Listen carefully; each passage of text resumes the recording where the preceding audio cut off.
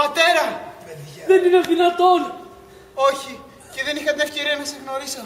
Σιωπή. Παπά, μείνε μαζί μας. Έλα, Τζαϊγκάντον. Τι και να γίνει. Πιέσε την πηγή.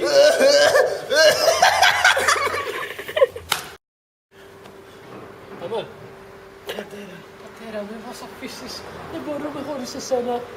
Δεν φοβάσαι, Μαξ. Θα τα καλά. Μη κλαις.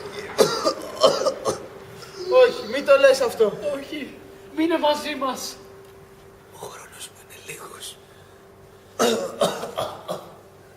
Αλλά να ξέρετε ότι έκλασα. Πάμε. Μου έχει μείνει πολύς χρόνος. Θέλω, ακούστε με καλά. Θέλω να βρείτε το δολοφόνο. Τη Ρέιτσελ. Ποιος θα ήξερε ότι μετά από τόσα γαμίσια θα μου την έφερνε. Και κάτι άλλο.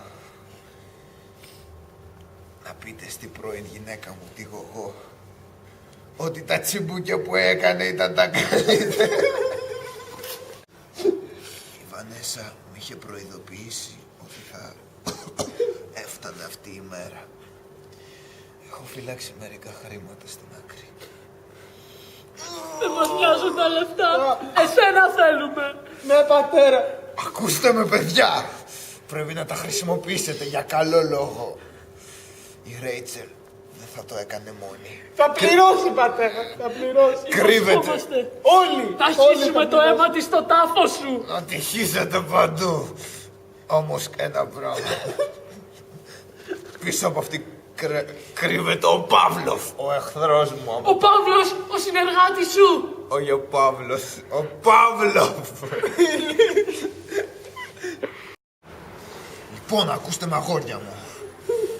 Βρείτε το Παύλοφ και κόψτε του το κεφάλι. Ναι, πατέρα. Για σένα. Για σένα.